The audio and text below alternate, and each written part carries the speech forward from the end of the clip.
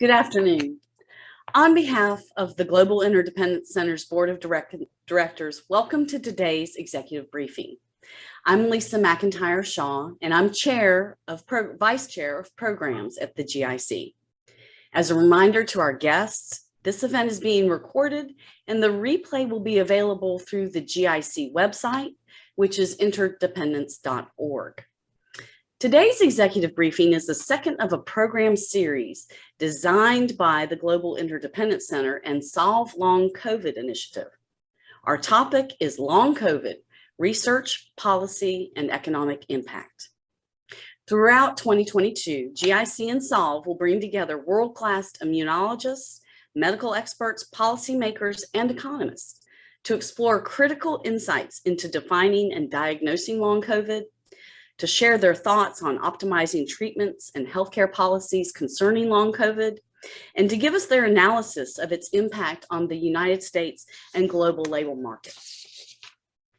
I would like to personally extend a sincere thanks to David Kotok, longtime friend and ardent supporter of the Global Interdependence Center. In 2021, Mr. Kotok and the Solve Long COVID initiative made a specific gift to Global Interdependence Center to provide funding, sponsorship, and logistical support for this long COVID series. We thank him for his generosity and the dedication to researching and understanding post-infection diseases.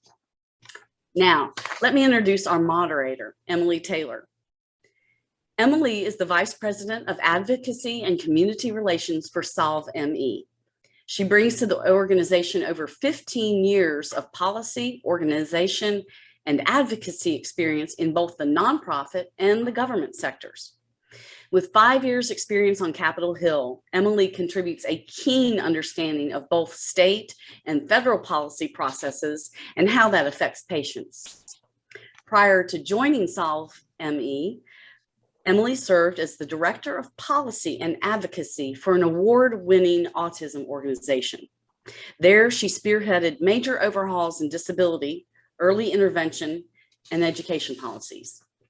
She received a BA with honors in politics and international relations from Scripps College in Claremont, California, and earned her MA in American politics from Claremont Graduate University. But most importantly, Emily draws her inspiration from her mother, who since 1999 has battled myalgic encephalomyelitis and chronic fatigue syndrome, commonly known as ME/CFS, in addition to autoimmune and thyroid conditions. So she knows firsthand the difficulties and stresses that surround these issues like long COVID. Thank you, Emily, for joining us. Thank you, Lisa, for that very kind introduction. I'm so happy to be here today. Our agenda will begin with a quick discussion between Katie Bach and Melissa Smallwood, followed by an audience Q&A. Ms. Katie Bach, who, thank you so much for joining us, is an expert in job quality and low-wage work. She has a particular interest in the incentives and structures that lead companies to underinvest in workers. Ms. Bach has worked with dozens of companies ranging from Fortune 50 to startups and on improving frontline jobs. Most recently, Ms. Bach was the managing director of the Good Jobs Institute, a nonprofit founded by MIT Sloan professor Zineb Tan. There, she helps companies build systems to maximize the motivation, productivity, and contribution of employees in ways that led to better business results.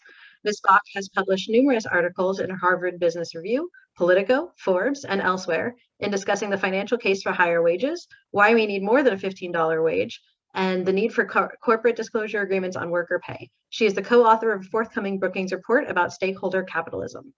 I'm also joined by Melissa Smallwood. Thank you so much for joining us today, Melissa. It's a pleasure to work with you once again.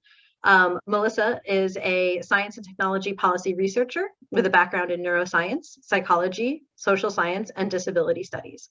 She is a recent graduate of Arizona State University's School for the Future of Innovation in Society, where she worked on her master's thesis with Brian David Johnson's Threatcasting Lab. Her current work explores the long-term policy implications of long-haul COVID-19 and other enduring consequences of the COVID-19 pandemic. Ms. Smallwood is working with the Solve ME research team to develop models and write a paper on the prevalence of economic impact of long-haul COVID in the United States.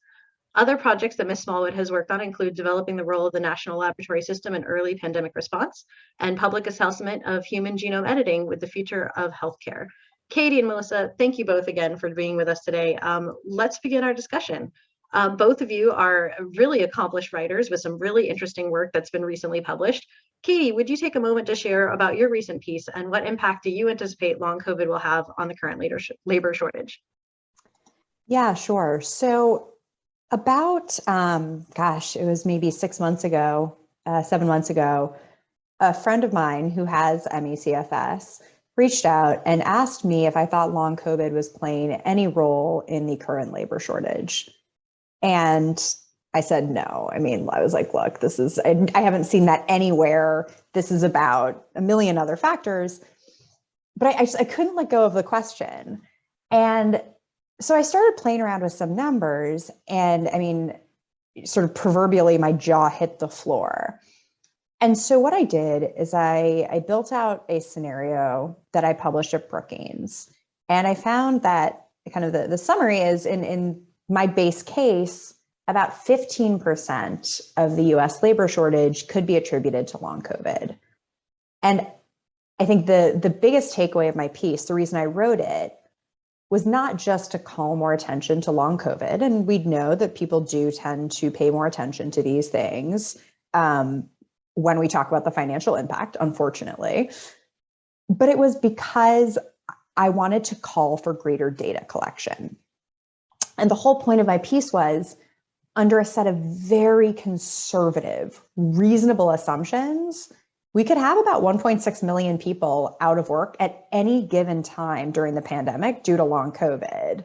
And these are conservative assumptions. For example, I assume that everyone who gets long COVID recovers, well, on average, recovers within 3 months, which we know isn't true. And my point was, the reason I need to make all these assumptions is because we don't have data. And what we need to do is we need to start understanding what is the full economic burden of long COVID. So that's the piece I wrote. It got a fair amount of attention. And, in terms of long COVID's impact on the labor market, the fairly unsatisfying answer that I have to give is we don't know. And the reason we don't know is because we are not tracking this. And I'm going to get into a little bit of the wonky detail here because I think it's interesting. So there are two big labor surveys. One is they're both out of Bureau of Labor Statistics, Census Bureau, et cetera. One of them is the Household Pulse Survey. And this was developed specifically to see what the impact of COVID was on American families and households. The other is a much bigger, long-standing labor survey that we do regularly, and that's where all of our unemployment numbers come from. We actually added COVID questions to that bigger survey. And as I said, we have an entire survey just dedicated to COVID, but just the way they're phrased, neither of them pick up disability due to long COVID. And that's not intentional. I think it was an oversight, right? This was being written in June of 2020 when we didn't understand, well, a lot of people didn't understand what kind of problem this would be. So my kind of big appeal is we need to add long COVID specific questions to these surveys. And until we do, it's very hard to answer what role long COVID will play in the labor shortage. I think it is, having played around with these numbers a lot over the course of months, I think there's no question it is playing a non-trivial impact. And the last thing I'll say about this that I think is important to call out is certain jobs make it easier to accommodate disability. For example, I work 100% remote. I have a set of chronic illnesses. And the reason I can work full time is because of the type of work that I do. I can work from home. I can be flexible on hours. For a low wage worker who is, say, in retail or food service or healthcare, the privilege to work from home just doesn't exist. Hours are not flexible. And as we know, in 2020, it was really a lot of those low wage frontline workers who were most exposed to COVID or who could not avoid exposure to COVID. And so it is the very people who bore some of the worst burdens of the pandemic. And we would assume that long COVID rates are higher among that group just because COVID rates were higher, who are now in jobs that are very difficult to manage when you have a chronic health condition. And so as we have this conversation and we think about the impact of long COVID, quote, on the labor market, I think it's just really important to remember that different parts of the labor market will be impacted differently. So let me pause and hand it over. Thank you so much. That was really insightful. And I have to compliment you again on your paper from Brookings. It truly was a really fascinating read. And to that end, thinking about those numbers from the other side of things, Melissa, congratulations on your recent white paper. Would you be able to share a few of the key findings from your recent paper and specifically a little bit about the perspective from financial burden? Yes, of course. So I was one of the co-authors on the Solve ME CFS's initiatives white paper on the impact of long COVID on American adults with a focus on the labor force. Emily, I actually worked on it with you, and I was the person behind the mathematical models that we were using to try and estimate the prevalence of long COVID in the United States based on reported COVID data. Just kind of a summary of that paper, we are using two models to try and estimate the prevalence of long COVID, looking at two different data sets that are attempting to quantify the prevalence of COVID infection in the United States. The first model looks at officially reported cases. These are the ones that you're seeing sent out by the CDC, reported by the New York Times and other media outlets on their COVID trackers. These are officially recorded PCR tests that are being sent by states and hospitals and local medical providers up to the CDC as an official count of COVID cases. So this data set, it gives us a floor of COVID cases that we know exist. However, it has been the case throughout the pandemic that this is a drastic undercount of cases. We aren't entirely sure how drastic, but there are multiple factors that have caused a lot of COVID cases to slip through the cracks and not be recorded throughout the pandemic. In the early stages of the pandemic, the problem was that there was a massive shortage of testing supplies and testing availability, which caused really only the most severe and symptomatic cases to be officially recorded, while people who had milder or asymptomatic cases not requiring hospitalization didn't get tested and just kind of bore it out at home as a cold. Some of these people ended up developing long COVID. And then as the pandemic has moved on, even as testing availability has increased from those early stages, there are still a lot of people out there who either haven't been getting tested or more recently are using rapid at-home antigen tests. We particularly saw this during the Omicron surge, where people would test positive at home, but those positive test results would not be reported in the official numbers. So because of that being a persistent problem, we know that the official case counts of COVID are not telling the whole story. And that brings us to our second model, which is a bit more speculative, but estimates about twice the number of COVID cases as the reported case model. And this is using data from the CDC's Community Seroprevalence Survey, which is a kind of a network of community antigen testing, looking for a specific antibody. It's called the nucleocapsid antibody. And basically what this is it's a biomarker in the blood that is unique to natural COVID infection. So it's able to suss out people who have some immunity from COVID from being infected with the virus, as opposed to having immunity from vaccination.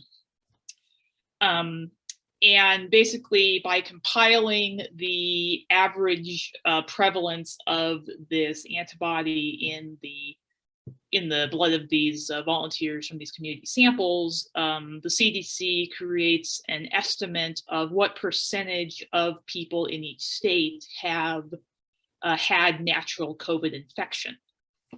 So that was the data set that we used for our second model to estimate how many total COVID cases there might be, which would include some of the unrecorded and asymptomatic cases. So essentially, the estimates that we found are that the reported case model estimates about 23 million cases of long COVID and about 7 million cases of what we are calling disabling long COVID. And basically the definitions of those categories are derived from large community studies looking at the prevalence of long COVID symptoms in a generalized population. Looking at the generalized population is very important for getting these numbers, because a lot of the earlier studies with long COVID focused disproportionately on previously hospitalized populations who generally had more severe illness and are at an elevated risk for developing long-term symptoms, but aren't necessarily representative of the risk for the whole population. So what larger studies that are focused on a more general non-hospitalized population have found is that about 1 in 3 people who survive COVID have at least one lingering long-term symptom, at least 6 months. Actually, depending on the studies, they usually look at 3 to 6 months post-infection. But other studies have found that there's quite a lot of persistence with the symptoms for people who are still experiencing them 6 months out. But going back to the prevalence rates, it's about 1 in 3 people experiencing any long-term symptom, and in our white paper, that's what we're labeling as long COVID. And of the people who are experiencing these long-term symptoms, about a third of them, or 10% of the total population, is experiencing what we're calling disabling long COVID, or disability from long COVID. So this is the subset of the population that is experiencing significant impairment in, for example, their ability to work or engage in activities of daily living as a result of long COVID.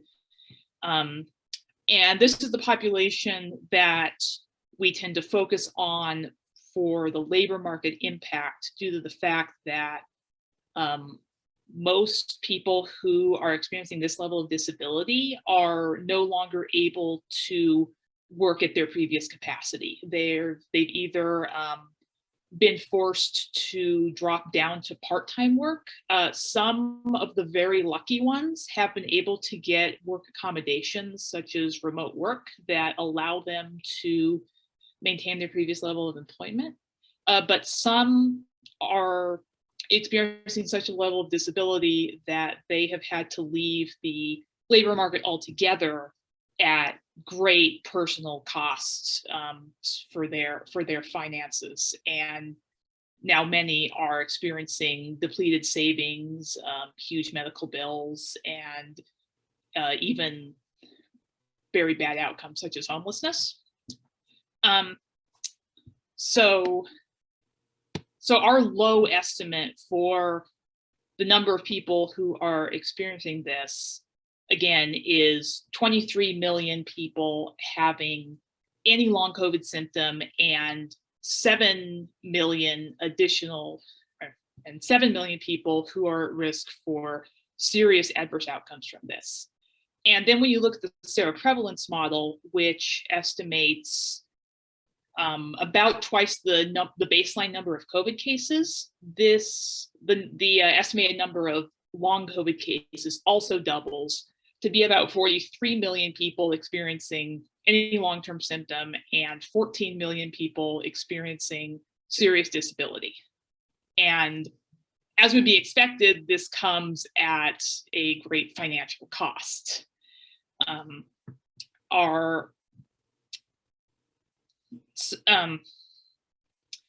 So one of the financial factors that we looked at was the financial burden being put onto individuals through the combination of healthcare costs and lost income.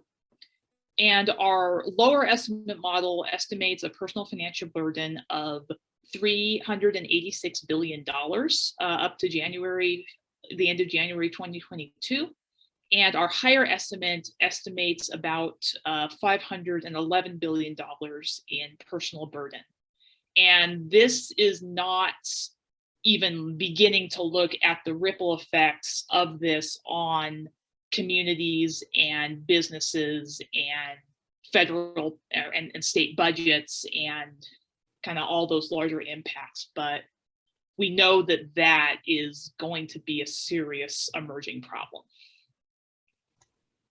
Wow, thank you so much, Melissa, and thank you again. It was a pleasure to work with you on that paper. And so really, I think that to distill that message down, what both of you were saying is that long COVID, whether you look at it from the labor market perspective of how many people are out of the labor market or from the whole prevalence perspective of how many people got sick and are still remaining to be sick, it's a huge problem. That this is really, whichever way you slice it, this is not a small problem, and there's going to need to be some action on the part of our communities, on our government, our leadership and business and private sector as well to stem the tide of this loss. So, so in that idea, with that thought in mind, I'd love to hear from you both about, are there any specific actions or specific sectors that should be particularly on guard about the impacts of long COVID? I know, Katie already shared a little bit, but maybe we could dive into that a little bit more with more detail about the impact of these specific sectors or work environments. So I can take that first. So I'm going to keep reiterating this, unfortunately. The answer is we don't know. I will say kind of just logically, we know that there are certain populations within the US that had higher rates of COVID. We know that they are disproportionately represented among low-wage jobs. We can think of these as kind of this essential workers. This is often low-wage service sector. So like I said, retail, food service, low-wage healthcare, janitorial type stuff, warehousing, like all of that. And not surprisingly, that is where we are seeing the real labor pinch right now. But I think the other factor, other than just the demographics of who was getting long COVID, is, like I said, which professions have more flexibility to accommodate the people who are not as severe, the people who can still work and just need a different way of working. And again, it is those occupations, the kind of frontline, low wage, where that is hardest to do. I think there are a whole set of specific considerations around healthcare in particular, partly to do with long COVID, partly to do with, frankly, just burnout. I think that sector is going to be facing like pretty severe challenges in years to come. But if I were a policymaker, I would be really worried about those like hourly kind of low to mid-wage roles. Thank you so much. And actually, I'll just add a follow-up question to that for Melissa. Same question to you, but I'll add as a follow-up. Since we're lacking a lot of the research to really determine in a granular sense the answer to these outcomes, if you could wave a magic wand, what research would you want to add to help answer some of these questions? All right. So first of all, building off of the first question and Katie's answer as to what factors are which sectors are most likely to be worse affected. I want to touch a little bit on some of the biology that we think is going on behind long COVID. So long COVID, particularly the more severe cases, has a lot of overlap with ME/CFS, which is what your organization primarily studies. And one of the defining hallmarks of ME/CFS is called post-exertional malaise. This is essentially a dysregulation of the body's energy metabolism system. Basically, the viral infection kind of breaks it, and as a result of this, people who have the symptom, when they are faced with physical or mental exertion, it basically forces their body into emergency mode, and it causes these energy crashes that can greatly exacerbate the symptoms of ME/CFS and lead to a much more severe disease course that can have impacts throughout basically the person's entire life. And one of the major risk factors for this is is a person overexerting themselves in the early stages of recovery and trying to push past this symptom, and contrarily, having the ability to rest and not overexert yourselves in those early stages of recovery, I believe, is associated with a lowered risk of developing long-term severe ME/CFS.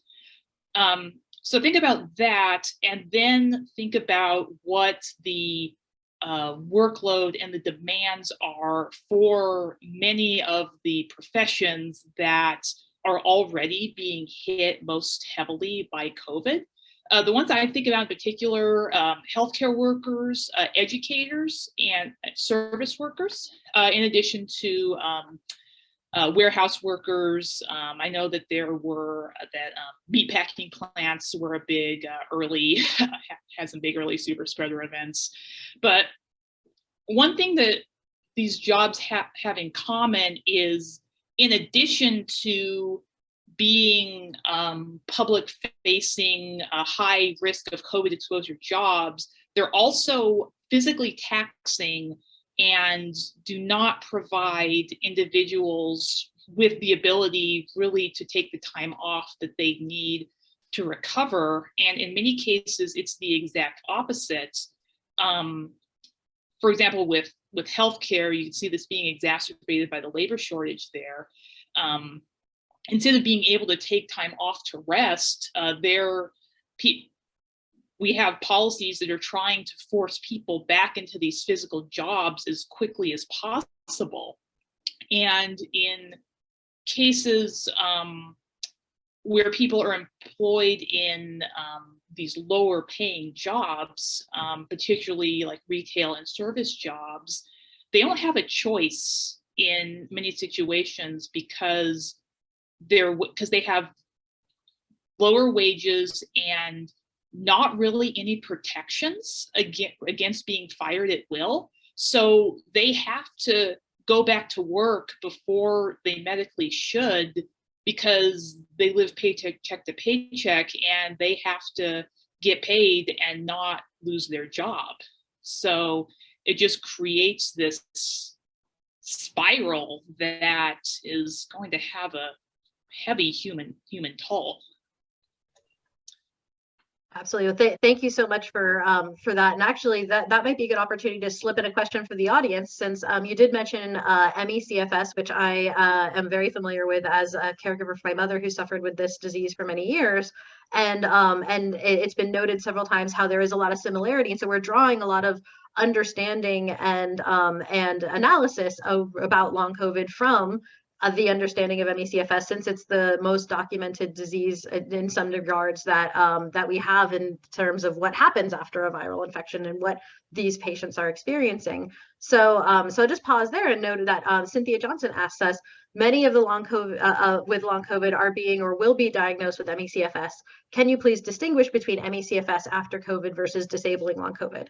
And I think that's a question that both combines a little bit of what your paper, our paper worked on, Melissa, and also distinction between ME/CFS. So I just wanted to answer that alive and note that ME/CFS is diagnosed by a clinician in a doctor's office by multiple factors, including a case history, and there is no specific biomarker or what we would call a magic test for ME/CFS. You can't take a piece of blood or a tissue sample and find out, boom, that looks like ME/CFS.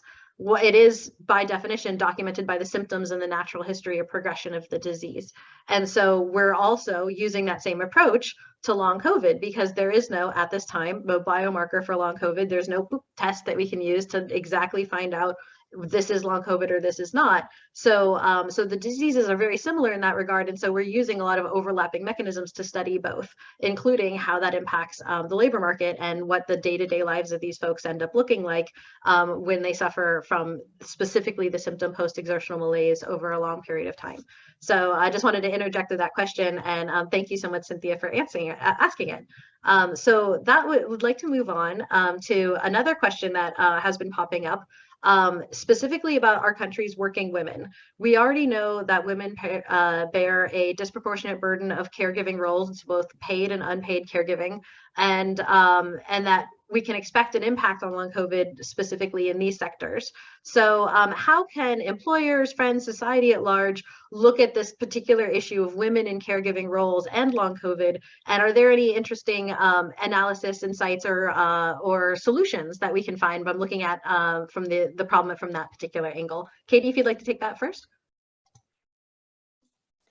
Yeah, so unfortunately, I don't know of any analyses that look at this specifically. I think the question is, I mean, the point that the questioner is making is exactly right. We know this is going to be a disproportionate burden. You know, again, I kind of go to what would I do if I were a policymaker?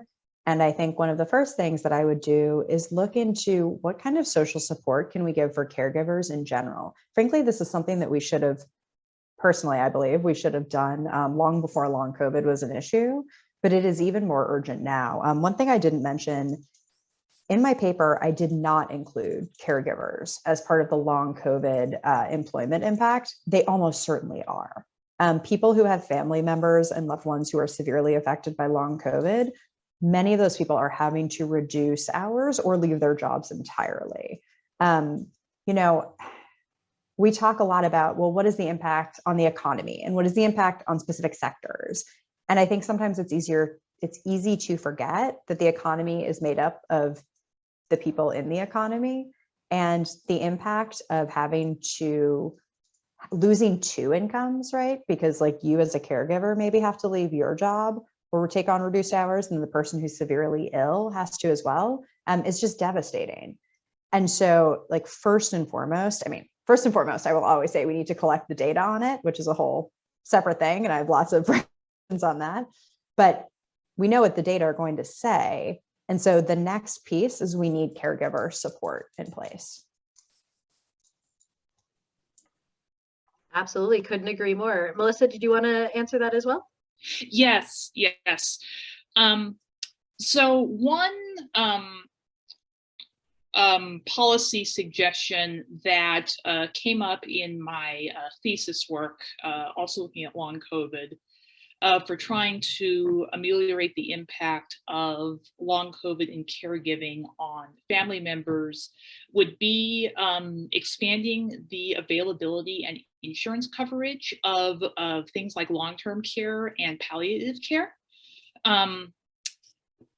So there are services that exist to manage symptoms and improve quality of life and take some of the caregiving responsibility off of family members for people who are seriously ill.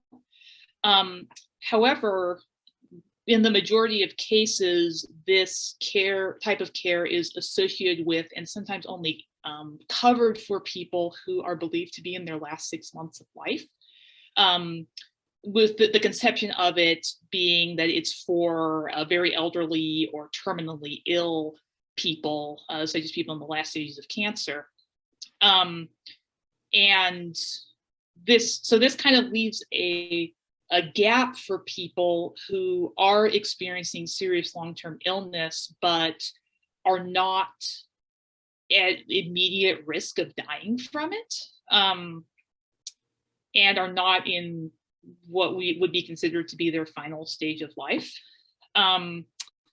So one potential policy action that could begin to tap at this extremely deep can of worms for how we help caregivers would be more investment and more coverage and availability of types of long-term care that are focused more on the wellness of the individual instead of just like short-term rehab programs, because that's not really what people with long COVID and other types of long-term chronic illness really need. And with that also comes just a reevaluation for how we think about disability, and kind of breaking out of this binary of either like short-term acute illness that you rehab and recover from and eventually become quote unquote well and normal again, and terminal illness that you get in old age and die from, because there is a middle ground to that, and we're going to be seeing a lot more people at younger ages experiencing this form of disability.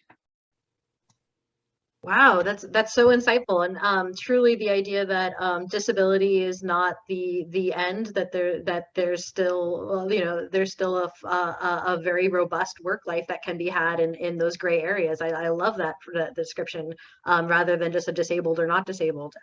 Excellent. So thank you both for that those insights. I'd like to move to another question that came from the audience. This one's from Diane. Diane, thank you for your question. Diane asks, do you have data on the protection that you have from the disease? And I think just to clarify a little bit more, I think that both means natural protection and vaccine protection. And I know, Melissa, that we actually worked some of that into our modeling. So I'd love to hear from you first a little bit about how those protections can work. And then Katie, looking from the other side of aspect, if you might want to take that next and answer a little bit about workplace protection, and maybe expanding that from the other perspective of how those different professions we described can have protection in the workplace for their employees.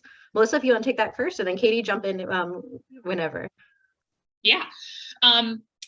So this is a good time to ask the question about how much protection both vaccines and prior infection provide, because that is really in flux right now with Omicron and some of the new variants that are emerging. So just an overview of what we went through creating our models with Omicron. We had our first model, which was based on Delta, created in November of 2021, right before Omicron happened. And the assumption that we were making in that model is that breakthrough cases were relatively rare. And for our kind of macro level population analysis, we kind of just consider them to be insignificant. We basically made the assumption that most to all cases of COVID that were occurring in unvaccinated people. And Omicron completely changed that game because of the number of breakthrough infections that we were seeing in vaccinated people. So some of the early data that we were able to gain from New York's early Omicron outbreak is that about 10% of total cases in the initial Omicron surge were breakthrough cases. And the way that we factored this into our model is basically using the vaccination rate of each state to try and estimate how many cases were in unvaccinated people versus in vaccinated people during the Omicron surge.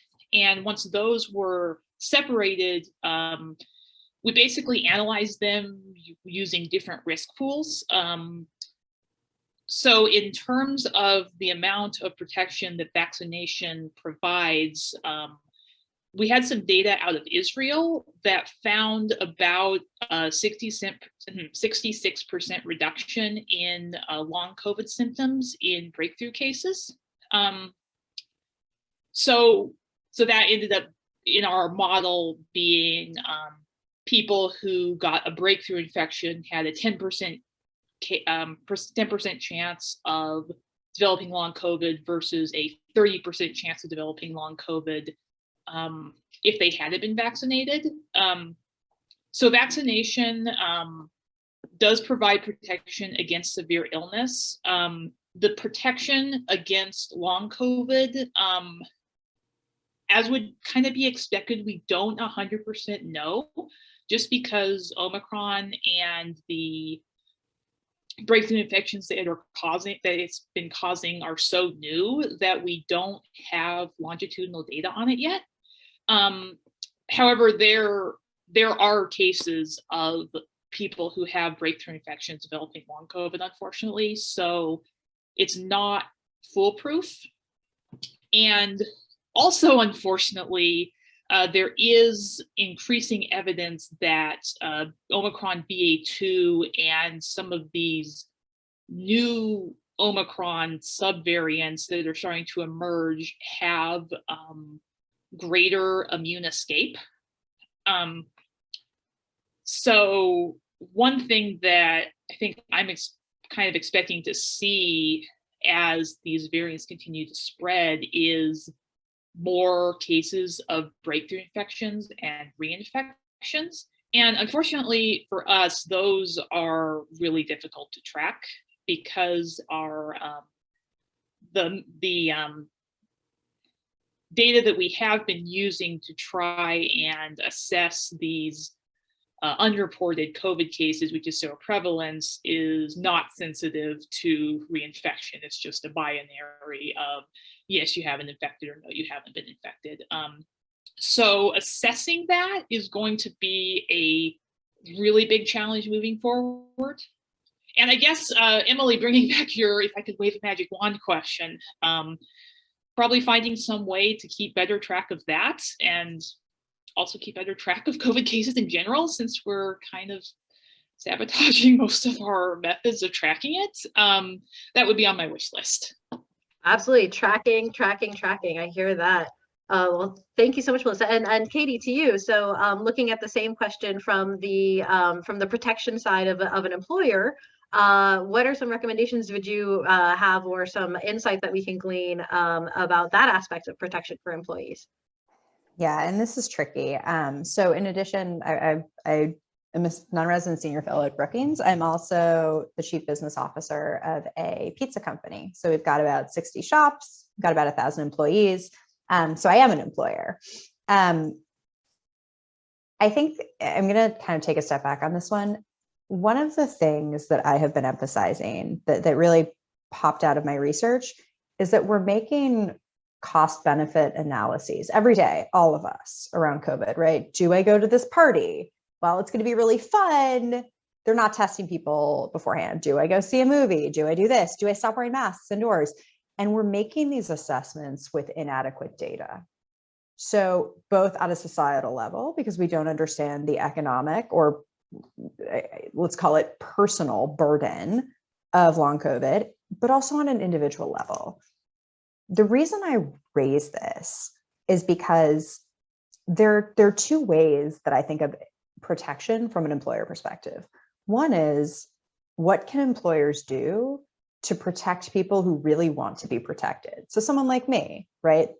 I'm 100% remote because I can't put in the level of protection that I would need to be in person, which is like everyone testing every single day, everyone wearing an N95 all the time, right? And so I think this becomes a very challenging question of, what level of accommodation should employers make?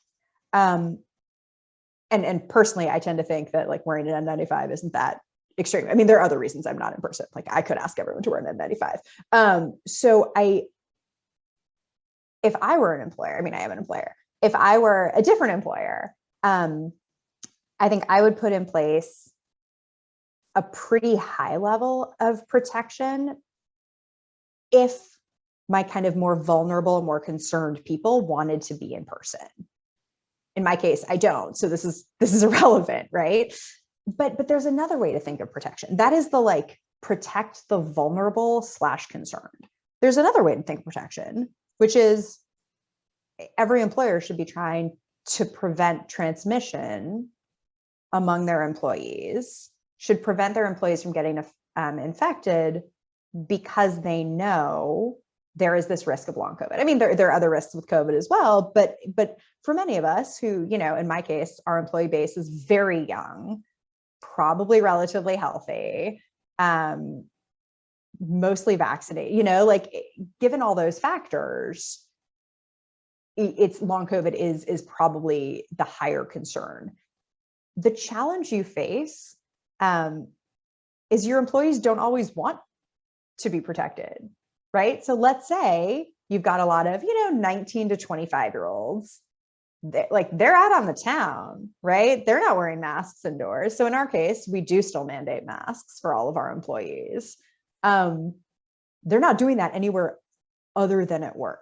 So I think these questions, it is very easy, especially for someone like me who, wants to be included in society, it is very easy to default to we should just take the most stringent level of protection allowable. But it is more complex than that in practice, unfortunately. And sorry, that was a very equivocal answer, but these are nuanced, difficult issues. These are equivocal times. Right. No, that's so insightful. And that's definitely something that I think I wrestle with as the loved one of somebody who's high risk.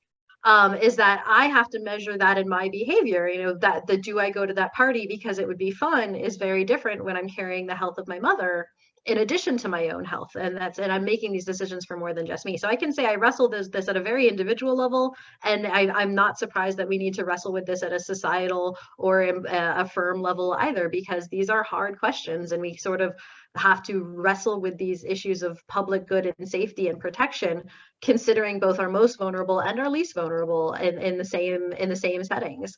So I'm really glad you gave that answer, because it is a nuanced question.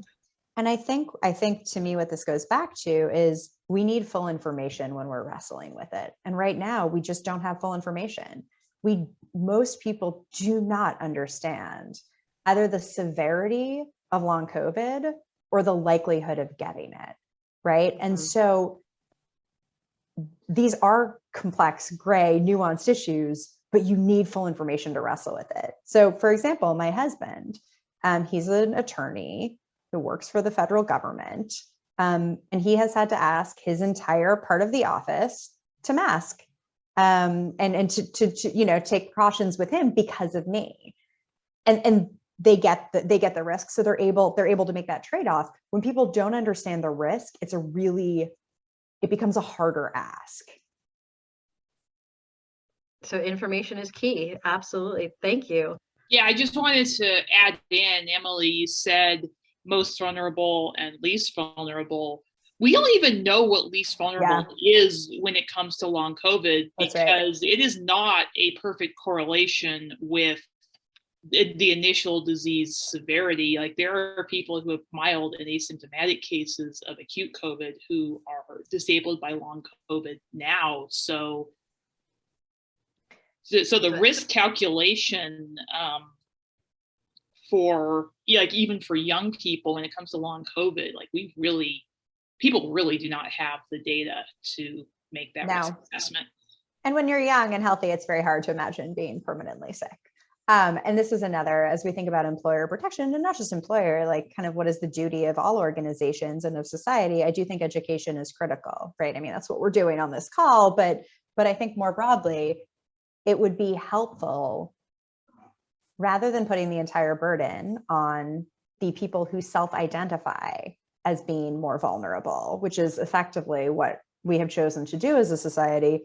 It would be helpful if we could communicate more effectively that, in fact, all of us are vulnerable in this way.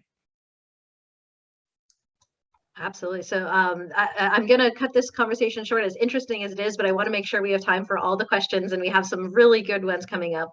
So David writes to us, if we're short between 3 to 5 million people in the U.S. labor force, let's say, taking the average of a couple different estimates from our experts so far, and to confront the rising wage rates and face a political divide, which is an impasse to immigration, how do you propose to restore equilibrium in a labor force and labor force economics, other than by seeing much higher wages and thus bringing more people back to the labor force?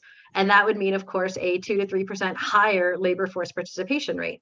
So other than that, what other way is there to overcome long COVID-induced labor shortages in order to make up for those gaps of people missing from the labor force?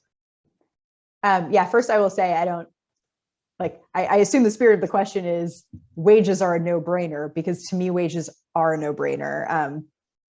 My writing is about low wage work and frontline workers. And the truth is most companies can afford to pay much higher wages than they do. In many cases, at no impact to profitability, right? If you build high productivity frontline systems, you can actually invest a lot more in workers. So wages is the obvious one for a million societal reasons.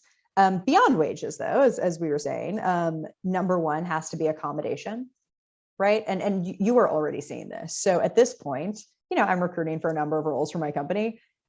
If you don't say that the role has the potential to be essentially 100% remote, you can't compete in this labor market. And so that is one example. As I said, there are obviously certain roles that can't be 100% remote, but you need a set of accommodations so that people who are struggling with illness, or people who have bowed out for other reasons, such as being a caretaker, can engage on terms that work for them.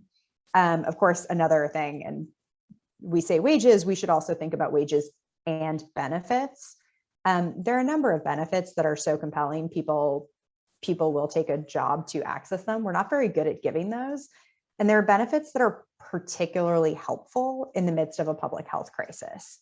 These include unlimited paid time off, certain types of health benefits, much better disability insurance. So, I was reading our company's disability policy when I joined, and it effectively ruled out conditions, it actually specifically ruled out chronic fatigue syndrome, which means it could effectively rule out long COVID, right? So obviously we had to change that. Anyway, so you have general accommodations, you have specific investments and benefits. And we say we're at an impasse when it comes to immigration. I will argue that if the labor market stays as tight as it is for much longer, that political impasse will start to become less of an impasse. The corporate lobby is extremely powerful, and they are really struggling to hire, and it is costing them a lot of money. And so I think at some point, this might become an immigration question. And then finally, this isn't a labor market intervention, but we need treatments for people with these illnesses so that they can get back to work. I was diagnosed with ME/CFS. Turns out I have EDS, which is a connective tissue disease. I have mast cell activation syndrome, which, we're seeing all over the place long COVID. I have POTS. I was completely bedridden, and now I am working full time. That isn't possible for everyone. I have access to all sorts of healthcare, but without those very few physicians who actually do this work, I would no longer be working. So we need much greater accessibility to physicians. We need much more research. We need affordable medications so that people like me don't have to stay out of the labor force forever. Hear, hear. Thank you so much. Melissa, would you like to add to that question or comment? I think that Katie pretty much covered it. Although I would like to add that just getting people back to work shouldn't be the sole goal of getting treatments for long COVID. I think that we also have to couple reducing the level of unnecessary human suffering in there. Absolutely. I think that's a priority for all policy conversations, is ultimately improving the outcomes for the people we serve. So with that, we're pretty much out of time today. So Katie, Melissa, thank you so much for a fascinating conversation and discussion. And thank you for spending time with the GIC and Solve Long COVID communities. We look forward to continuing this series, Long COVID Research, Policy, and Economic Impact. We are also very excited to share that the program's signature event will be taking place on Thursday, May 19th. We will be joined by a variety of speakers, including Obed Amate, Executive Director of the Solve Long COVID Initiative, and Bill Kennedy, Board Chair of the Global Interdependence Center. Registration for this event is now available at GIC's website at www.interdependence.org. And before we close, just a reminder that a replay of today's executive briefing will be available on the GIC website beginning tomorrow. That website again is www.interdependence.org. Once again, I'd like to send our sincerest gratitude and thanks to David Kotok for his generous gift in funding and supporting the Long COVID program series. And as we conclude, you'll see a quick survey will pop up as you log out. It takes about 30 seconds. Your feedback is so important to us, and we really appreciate you letting us know how we can improve our programming. We take your concerns and comments very seriously, and we welcome them. Thank you so much once again for your attention, and have a wonderful afternoon or evening for those of you on the East Coast.